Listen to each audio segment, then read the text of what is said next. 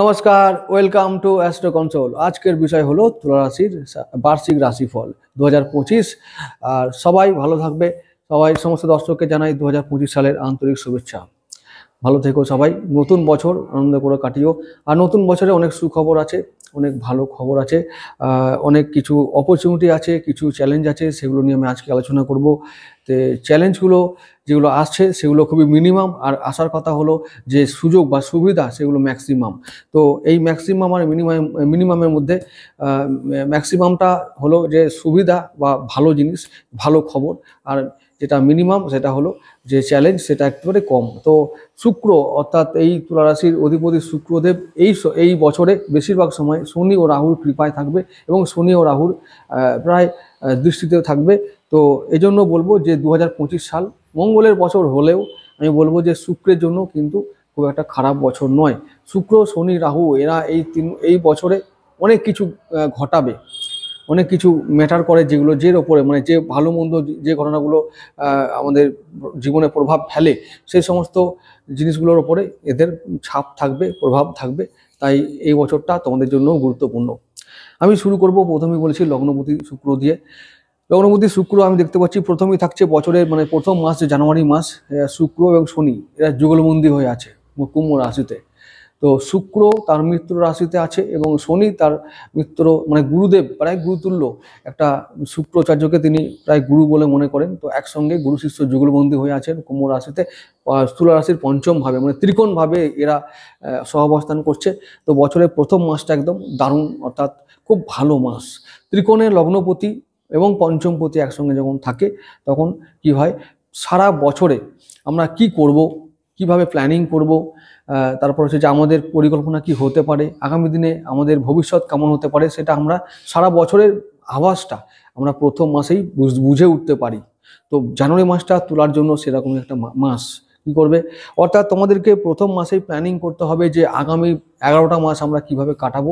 Income, ব্যবসা, চাকরি, কর্ম, পড়াশোনা, সমস্ত কিছু যা কিছু আছে প্ল্যানিং করার আছে, সমস্ত এটাই তোমরা প্রথম মাসে সেরে ফেলো, এবং বাকি 11 মাসে তোমরা এক্সিকিউট করার পিছনে পুরো ফোর্স দিয়ে দাও। এবং আমি একটা কথা তোমাদের বলতে পারি, যদি প্ল্যানিং সঠিক হয় এবং যদি তোমাদের কর্ম এবং পরিশ্রম ঠিক থাকে, তাহলে কিন্তু আমি বলবো যে তোমরা এই বছরে অনেক কিছু পাবে যা তোমরা আশা করেছিলে বহুদিন ধরে। তো এটা একটা পজিটিভ দিক হলো, জানুয়ারি মাসটা খুব ভালো যাবে। প্রথমে চলে আসি এবারে ফেব্রুয়ারি মাসের কথায়। ফেব্রুয়ারি মাসটাও কিন্তু তোমাদের রাহু শুক্র একবারে গুরু শিষ্য যুগলবন্দী মীন রাশিতে দ্বাদশভাবে। তো বিদেশ থেকে অপরচুনিটি আসবে, রাহু শুক্রের পথে অপরচুনিটি আসবে, বহু দূর থেকে অপরচুনিটি আসবে, বিদেশে চাকরি, বিদেশে গমন, বিদেশ যাত্রা, তীর্থ ভ্রমণ, তো বিদেশ থেকে টাকা আমদানি, এক্সপোর্ট ইম্পোর্ট ব্যবসায় উন্নতি।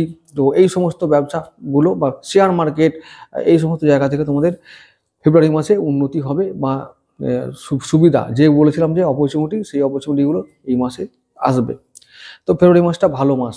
চলে আসছে মার্চ মাসে। মার্চ মাস শুক্র, রাহু, শুক্র, ওদিকে বুধ, এরা এই তিনটে বড় গ্রহ, মানে ছোট গ্রহ বুধ, তো এই তিনটে গ্রহ কিন্তু এক জায়গায় থাকবে মীন রাশিতে। তো শুক্র তখন মীন রাশিতে উচ্চস্থ অবস্থায় থাকবে, সঙ্গে রাহু আর বুধকে পেয়ে আরো বলবান হয়ে যাবে। তাহলে কি হবে, তাহলে মার্চ মাসটাও কিন্তু ভালো একটা মাস। তো লগ্নপতি বলবান, এবং সব থেকে বড় কথা তুলার যে সপ্তমপতি মঙ্গল, ব্যবসার জন্য বলছি যে তিনি থাকবেন তোমাদের নবম ভাবে। তাহলে মার্চ মাসটা ব্যবসার জন্য অনুকূল, ঠিক আছে। ফেব্রুয়ারি মাসটা ব্যবসার জন্য যদিও একটু আপ ডাউন হয়েও থাকে, কিন্তু মার্চ মাসটা ব্যবসা বাণিজ্য, দাম্পত্য সম্পর্ক, সন্তান, তারপর হচ্ছে যে পার্টনারশিপ ব্যবসা, পড়াশোনা, তারপর হচ্ছে যে শরীর স্বাস্থ্য, সমস্ত কিছুতে প্রবল উন্নতি। এপ্রিল মাসে চলে যাই। এপ্রিল মাসে দেখতে পাচ্ছি শুক্রদেব শুক্রর সঙ্গে যুক্ত হয়েছে শনি, সঙ্গে আবার রাহু তো ছিলই, তারপর রবি যোগ হয়েছে। তো এটা একটা সমস্যা। রবি যদি শুক্রের সঙ্গে যুক্ত হয়ে যায় একটু সমস্যা তৈরি হয়। রবি তোমাদের একাদশপতি, তার মানে কি হবে, ইনকাম ভাবে সেই সময় মানে এপ্রিল মাসে একটু ইনকামটা ভাঁটা পড়তে পারে। তবে চিন্তার কিছু নেই, কারণ রবি তখন দুর্বল হয়ে থাকবে। রবি রাহু এবং রবি যে রাহু শনি এবং শুক্রের দ্বারা বন্দি অবস্থায় থাকবে, তাই খুব প্রভাব পড়বে না, চিন্তার কিছু নেই। ঠিক আছে, তাই কর্ম যদি ভালো হয় তাহলে ইনকামটা কিন্তু মনের মতো হবে, কোনো চিন্তা নেই।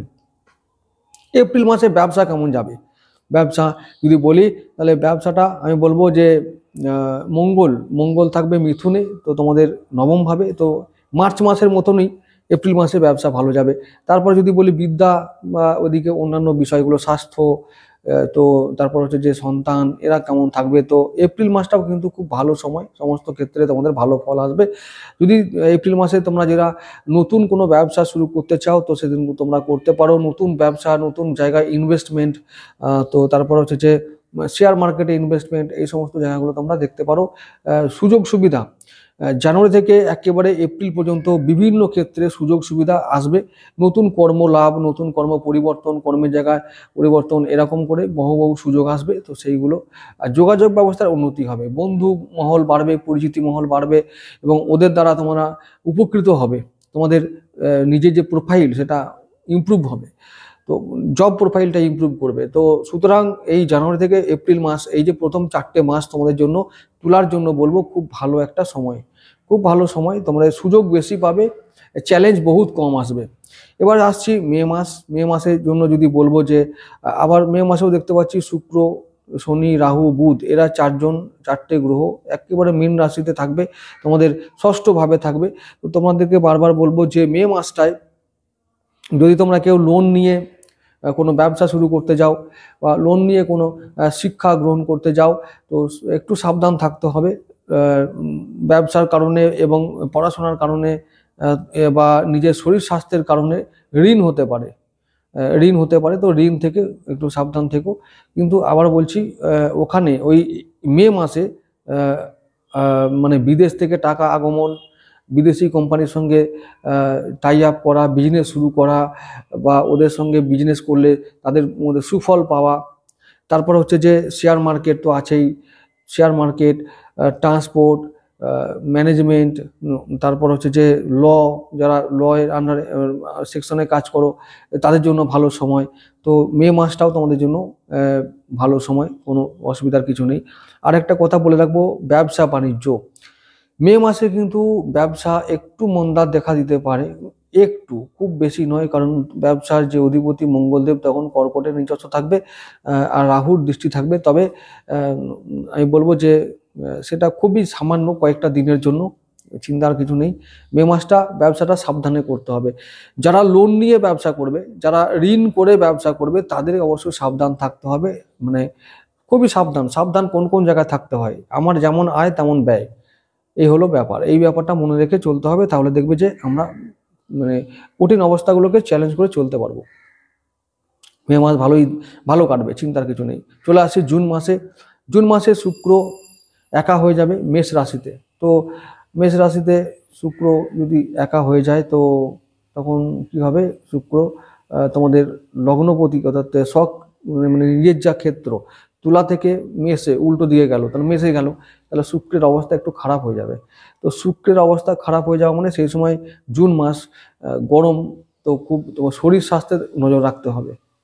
সিজনাল কোনো রোগ হতে পারে এবং যাদের সুগার আছে বা শুক্র ঘটিত কোনো রোগ আছে তাদেরকে সেই সমস্ত রোগ নিয়ে একটু ব্যতিব্যস্ত হতে পারে। তো এটা থেকে সাবধান থাকাই ভালো।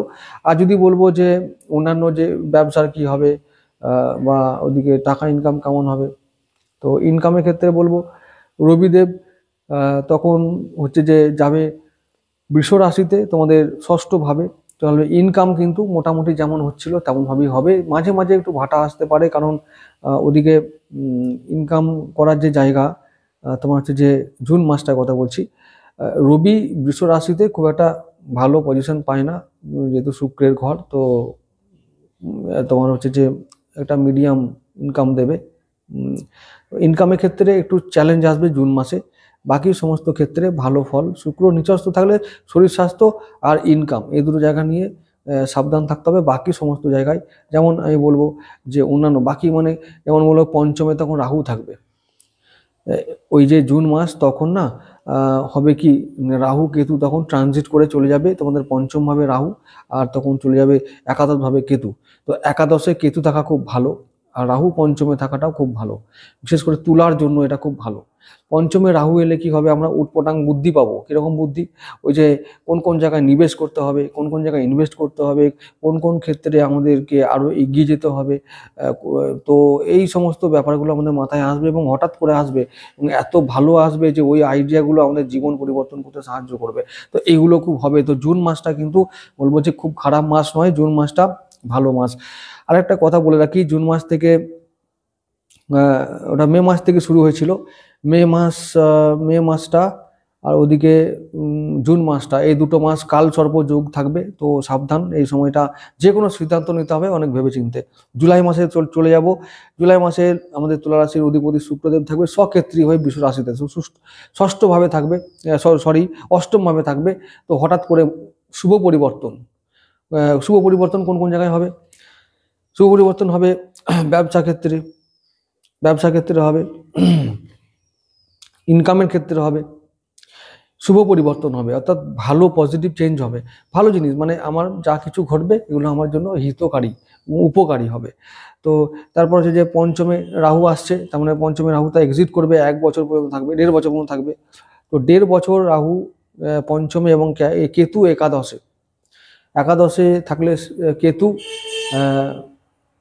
মানুষ তখন বাঁধে সেতু। তো এরকম একটা কথা আছে।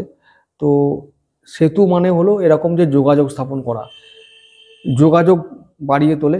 তো যোগাযোগ মানে কেমন যোগাযোগ? যে যোগাযোগগুলো আমাদেরকে আগামী দিনে হেল্প করবে আমাদের প্রোফাইলটাকে বাড়ানোর জন্য। প্রোফাইল মানে হলো এরকম প্রোফাইল, আমার সুযোগ সুবিধার প্রোফাইলটা বাড়াবে। আমি ভালো লোকের সঙ্গে যদি আমার পরিচয় হয়, তো সেই পরিচয়টা আমাকে আগামী দিনে কাজে সেই জায়গাটার লেভেলটা বাড়িয়ে দেবে। এই হলো ব্যাপার। কোনো নেতার সঙ্গে পরিচয় হয়ে গেল, আমার লেভেল বেড়ে গেল, এই ব্যাপারটা। তো এই যে সুযোগটা সেটা তোলার জন্য এবার আসবে কিন্তু। তো সেটা সবথেকে ভালো। তো জুলাই মাসটাও বলবো মোটামুটি ব্যবসা বাণিজ্য, শরীর স্বাস্থ্য, কর্ম, ইনকাম, সন্তান, শিক্ষা সমস্ত ক্ষেত্রে ভালোই ফল যাবে। এবার আগস্ট মাসে যাব। আগস্ট মাসটা কিন্তু শুক্র বৃহস্পতি আর একসঙ্গে থাকবে, শুক্র আর বৃহস্পতি একসঙ্গে থাকবে আগস্ট মাসের দিকটা দেখতে পাচ্ছি। তো ওটা একটু চ্যালেঞ্জের দিক। কেন? প্রথম হচ্ছে যে লগ্নপতি যখন শত্রুর ঘরে থাকে বা শত্রুর সঙ্গে বাস করে, তখন কিন্তু কি হয় না, শরীর স্বাস্থ্য এবং চিন্তা ভাবনা এবং আয় ইনকাম পরিবার সমস্ত কিছু নিয়ে একটু সমস্যায় থাকতে হয়। তো সেই সময়টা আগস্ট মাসটা এরকম কোনো সমস্যায় পড়তে হতে পারে, বিশেষ করে শরীর স্বাস্থ্য নিয়ে সমস্যায় পড়তে হতে পারে। তোমাদের দেখতে পাচ্ছি যে আগস্ট মাসে তোমাদের দশমভাবে রবি বুধ একসঙ্গে থাকবে, মানে বুধাদিত্য যোগ তৈরি করবে। তো এর ফলে কি হবে, দশমভাবে মানে এই যোগ থাকলে কি হবে, মানে কর্মের দ্বারা এবং বুদ্ধির দ্বারা কর্ম আমরা করব এবং কর্মের দ্বারা ভাগ্য আমরা পরিবর্তন করব এবং উন্নতি করব, ভাগ্য উন্নতি। তো এদিকে তোমাদের সপ্তমপতি থাকবে তোমাদের দ্বাদশভাবে আগস্ট মাসে, সপ্তমপতি থাকবে দ্বাদশভাবে। তাহলে বিদেশ থেকে ইনকাম হবে, বিদেশ থেকে সুযোগ আসবে। তো ব্যবসা বাণিজ্য যারা বিদেশে করো বা বিদেশি কোম্পানি নিয়ে করো, বিদেশি দ্রব্য নিয়ে করো, তো তখন তোমাদের এই সমস্ত ক্ষেত্রে সুযোগ আসবে। তো মঙ্গল শনির একটা দৃষ্টি বিনিময় হবে, তোমাদের পঞ্চমপতির সঙ্গে ষষ্ঠপতির একটা দৃষ্টি বিনিময় হবে। তার মানে কি হবে, সন্তানের লেখাপড়ার জন্য ঋণ নিতে হতে পারে, ঠিক আছে? তোমাদের ব্যবসা বাণিজ্যের জন্য ঋণ নিতে হতে পারে। তো ঋণ নেবে, ঋণ নেওয়াটা খুবই স্বাভাবিক, কিন্তু সেটা যেন পজিটিভ হয় সেদিকে লক্ষ্য রেখো। কারণ রাহু 1 2 3 4 5 রাহুর পঞ্চম দৃষ্টিতে মঙ্গল কিছুদিন পর চলে আসবে। তো সেই সময়টা তখন আবার খারাপ হতে পারে। তো যাই হোক, আবার বলছি পরবর্তী মাসে সেপ্টেম্বর মাস হলো শুক্র তখন চলে যাবে কর্কট রাশিতে এবং চলে আসবে রাহুর নবম দৃষ্টিতে। তো এটা ভালো বলাই চলে, শুক্রের জন্য ভালো এবং রাহুর জন্য ভালো। তো তার মানে কি, তখন মানে লগ্নপতি যাবে কর্মের জায়গায়, তখন আবার রাহু দৃষ্টিও পাবে। এখন কর্মের জায়গা লগ্নপতি গেলে কর্মে ব্যস্ত থাকতে হতে পারে, এবং এই সমস্ত কর্ম যেগুলোতে উটপটাং পয়সা আছে, উটপটাং সুযোগ সুবিধা আছে, যোগাযোগ বাড়বে, নিজের ছাতি ফুলবে, এরকম কোনো কাজের সঙ্গে যারা যুক্ত আছো তারা কিন্তু ওই তোমার হচ্ছে যে সেপ্টেম্বর মাসে অনেকটা উন্নতি করতে পারবে। কীরকম উন্নতি? আর্থিক উন্নতি, পারিবারিক উন্নতি, এই সমস্ত উন্নতিগুলো তোমাদের হবে সেপ্টেম্বর মাসে।